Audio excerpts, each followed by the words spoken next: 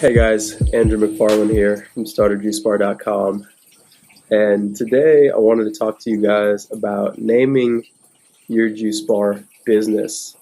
Now this is pretty important because we live in a day and age where the internet is such a prevalent tool for finding the things that we need. So people are going to be searching for your business online, which means that they need to be able to easily spell your business name, and also that it has to be memorable because they're going to go on the internet and they're going to, let's say they're driving by your store and they think, oh wow, where was that place? Okay, I remember the name. Let me go ahead and either search on Google or Yelp or some other search engine and see if I can find this place. So I'm going to just go over a few things in terms of naming your business that you really want to think about. And first I'm going to start with the things that I would highly recommend that you don't do, and I'll tell you why. The first thing that I want to recommend that you don't do when it comes to naming your juice bar business is don't name the business after you. For a few reasons. The first reason I would say is because it can just come across egotistical.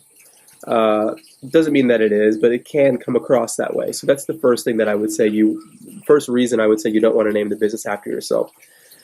The next reason that you don't want to do it is because in the event that you want to sell the business, it could present a challenge. It doesn't mean that it's going to stop you from having a sale completely, but it could be a little bit more challenging.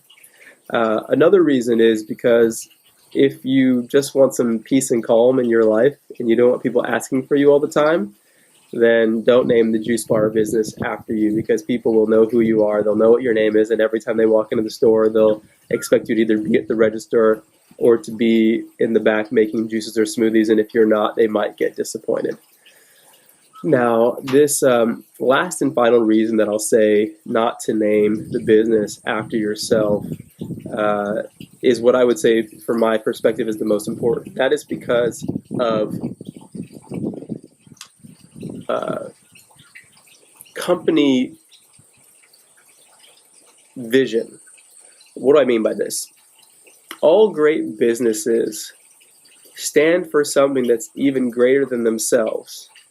Every even leader of a company isn't meant to outshine what the company stands for, because it's the things that the company stands for that people get behind.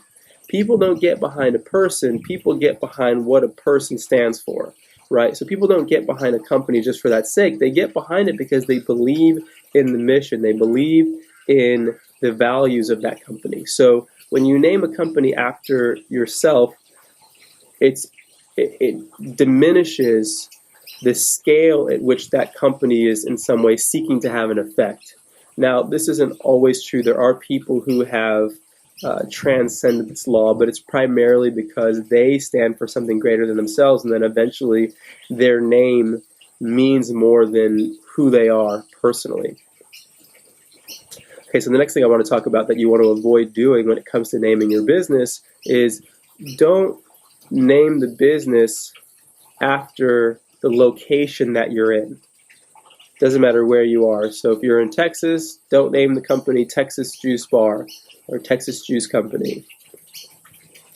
In the beginning, it might not seem like a big deal because you might think, oh, Texas is a large area, or wherever you are is a large area, and as long as we have juice bars in this area, it could be fine. But in the event, and you don't know what will present itself, because you could even have one location and be doing so well that people start approaching you who want to open juice bars under the same brand name in other areas. But if you have a business name that is too localized, they can't do that. They can't open a Texas juice bar in Spain. Maybe they could.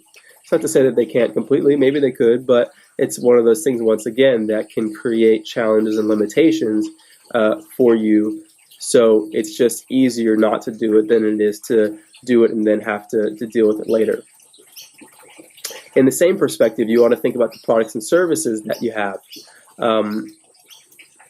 This is an interesting conversation because it's paradoxical, because the thing that will work for you is also being very specific and descriptive within the words that you use within the given niche that you're in, and that means the sector that you're in.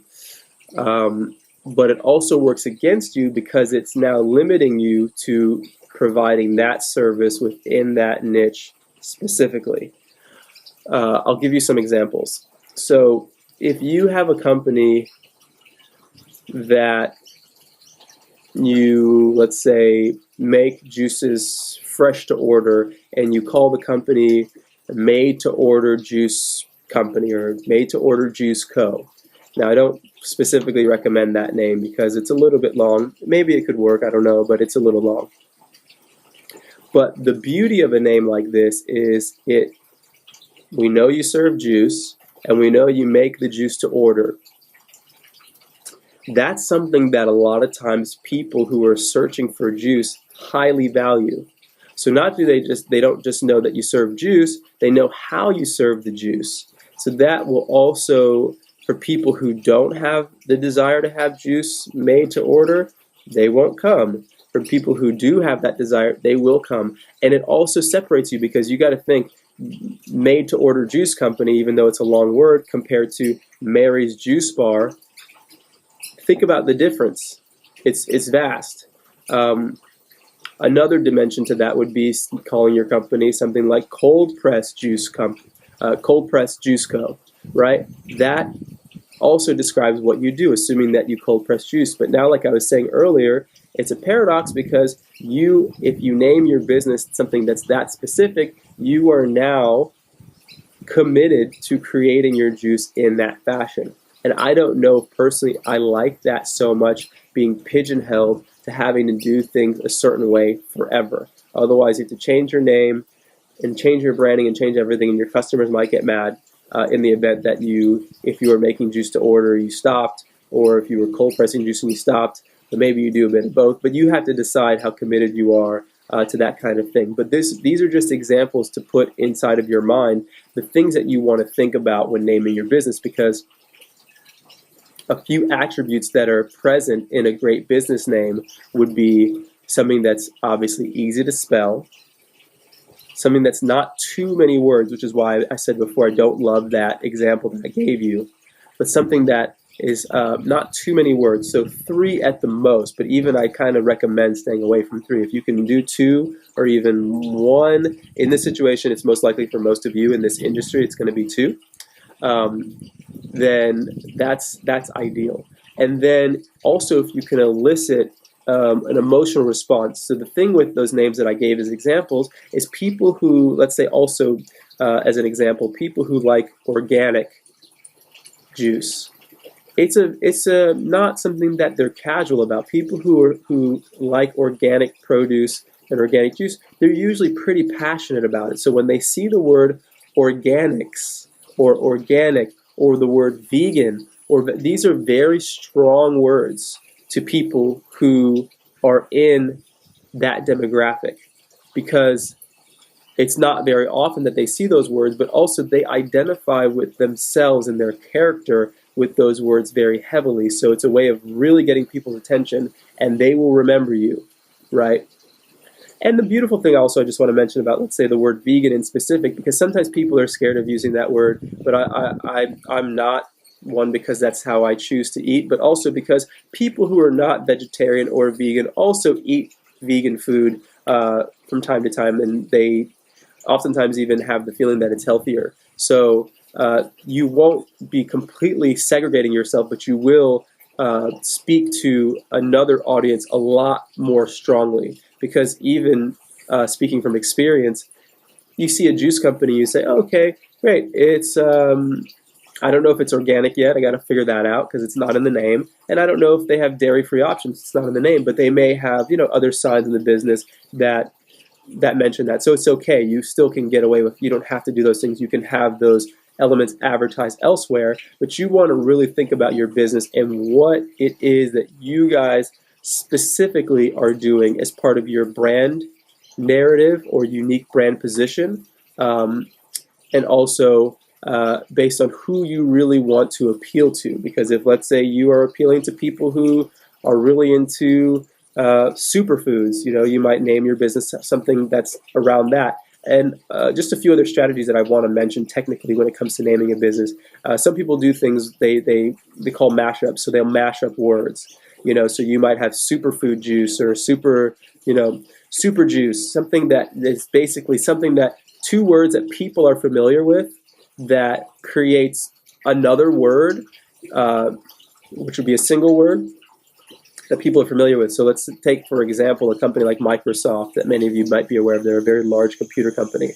This is a made-up word, and it has to do with software and microchip, right? These are two words that they brought together, and they created a third word. There's also something people call alteration. This is where you would use two of the same letters in the beginning of a name. So we have companies in the States, a company called Weight Watchers, or we have American Airlines. If you have a juice company, you could call it Joy Juice, right? These are, because of the just phonetic sound and the repetition, oftentimes these are things that will stick in people's heads a bit more. So in general, that's it for now. Keep it straightforward. Remember that people, when they see the name of your business, you want to give them as much information as possible. If you can be as clever as possible, that's great. But you don't want to be too generic and unique. When you start to get into words that people have never heard of, or people don't understand, it takes a lot of marketing dollars for people to really start to create that association. So keep it efficient with the spending and have a name that tells as much of your story in the way that you want people to hear it as possible. And sometimes the most literal interpretation is the best. There's a company in California right now called Juice Served Here that when I saw their name, I said, when people read that, there's no question of what you guys do. It's pretty straightforward. And some people can see that and say, oh, maybe it's a very cheesy business name, or it's too literal. It doesn't have any character. But the interesting thing is that they have quite a bit of money, and they're using that money to do some really great branding, and so they've created the story in people's minds of the value of that name. So they're doing a pretty good job of all of those things. So I would say they name their business well, and their execution is great. So just think about those things when you're naming your business, and I hope this video has been helpful to you. This is Andrew McFarland signing out. If you're not subscribed to the channel yet, you're welcome to subscribe. And as always, if you guys have specific questions, I love hearing from you guys. So you can always email me at andrew@StartAJuiceBar.com. All right, I'll see you guys soon.